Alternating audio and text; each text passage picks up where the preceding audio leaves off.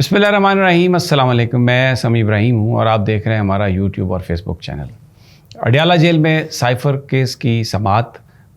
بغیر کسی کارروائی کے ملتوی کر دی گئی، کیونکہ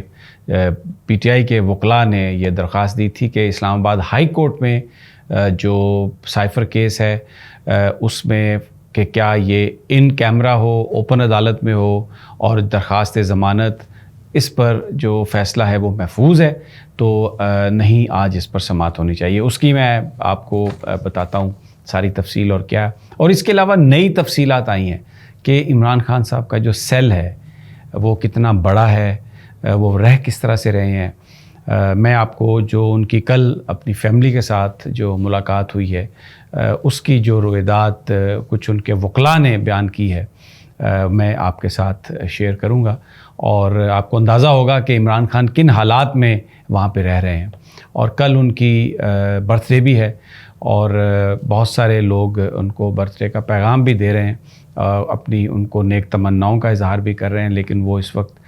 جیل میں ہیں اور نہ وہ ظاہر ہے پبلک کے ساتھ ان کی طرف سے تو کوئی پیغام نہیں آ سکتا انلیس کہ کوئی جو ان سے مل کے آئے اور وہ کوئی پیغام ان کا لے کے آئے، تو اس پر بھی بات کریں گے آگے جا کے۔ لیکن سب سے پہلے میں آپ کو سائفر کیس میں آپ کو بتا دیتا ہوں۔ آج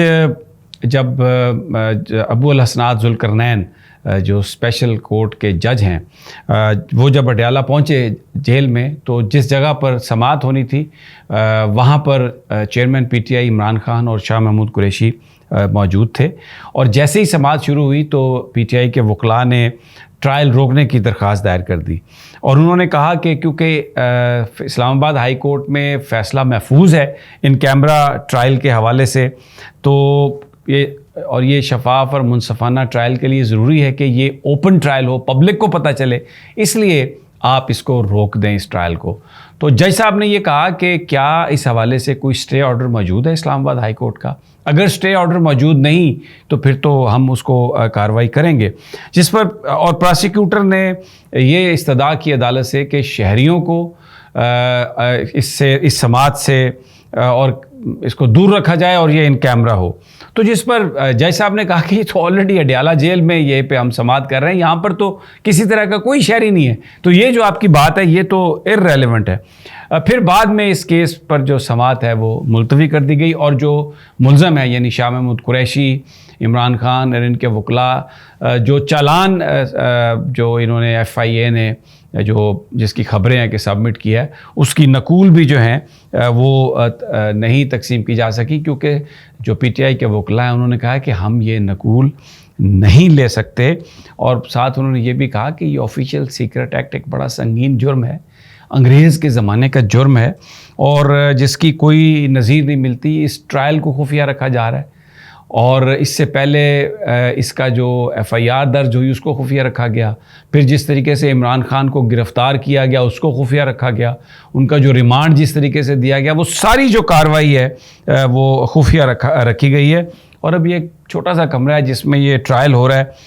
آئندہ سماعت کہاں پر ہونی ہے یہ اگلے 2-3 دنوں میں مسئلہ حل ہو جائے گا۔ اسلام آباد ہائی کورٹ نے فیصلہ محفوظ کر لیا ہے، جیسے ہی ہائی کورٹ کا فیصلہ آتا ہے تو اس کے مطابق آپ یہ کارروائی شروع کر دیجیے گا۔ تو 9 اکتوبر تک جو سائفر کیس ہے، ابو الحسنات ذوالقرنین جو اسپیشل جج ہیں انہوں نے 9 اکتوبر تک اس کی سماعت جو ہے وہ ملتوی کر دیا۔ اچھا، پچھلے کئی دنوں سے ایک بحث چل رہی ہے کہ عمران خان صاحب کن حالات میں رہ رہے ہیں، کس طرح سے رہ رہے ہیں، تو میں آپ کو بالکل مستند اور تازہ ترین بتا دیتا ہوں اس حوالے سے۔ عمران خان صاحب کا سیل کتنا بڑا ہے میں آپ کو بتا دیتا ہوں۔ آپ جہاں پر کھڑے ہیں نا 3 قدم چلیں تو یہ اس سیل کی لمبائی اور چوڑائی ہے۔ 3 قدم، 3 قدم آپ سیدھے جائیں، 3 قدم آپ یوں جائیں، یہ اس کی لمبائی چوڑائی ہے۔ اور یہ ایک طرح سے میں سمجھتا ہوں کہ یہ وہ غالباً سیل ہے جس میں بہت ہی جو ہینیس کرائم جنہوں نے کیا ہو ان ملزمان کو رکھا جاتا ہے، تو نہ وہاں پر وہ واک کر سکتے ہیں،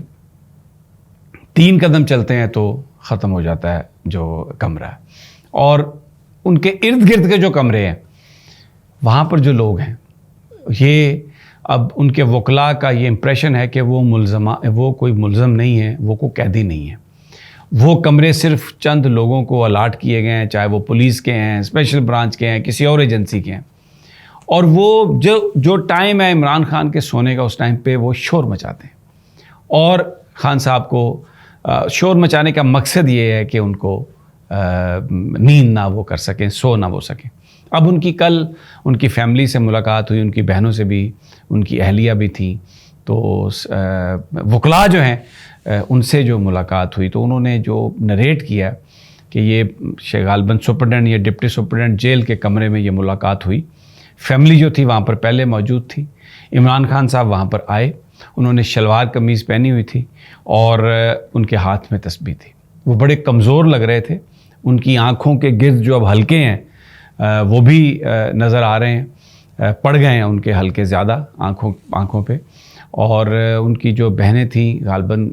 جذبات میں وہ گلے لگیں بھائی کی، اور تھوڑا کچھ رکت آمیز مناظر تھے، تو عمران خان نے ان کے سر پہ ہاتھ رکھا اور ان سے کہا کہ رونا نہیں ہے،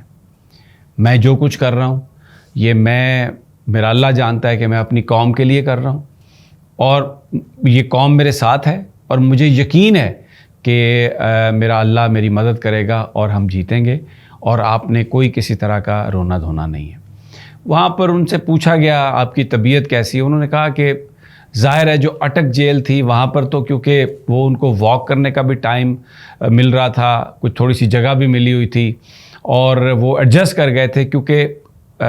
یہ جو اطلاع تھی کہ وہ ایڈجسٹ کر گئے ہیں اور واک بھی ہو رہی ہے، تو اس کے بعد پھر یہ فیصلہ کیا حکومت نے کہ ان کو وہاں سے ٹرانسفر کیا جائے۔ تو اڈیالہ میں جو ان کو بھیجا گیا وہ تکلیف دینے کے لیے، پھر خبریں چلائی گئیں کہ ساتھ میں اٹیچ باتھ روم ہے، ہمیں بھی یہ چیز انفارمیشن فیڈ کی گئی صبح، اور شروع میں ہم نے یہ سمجھا،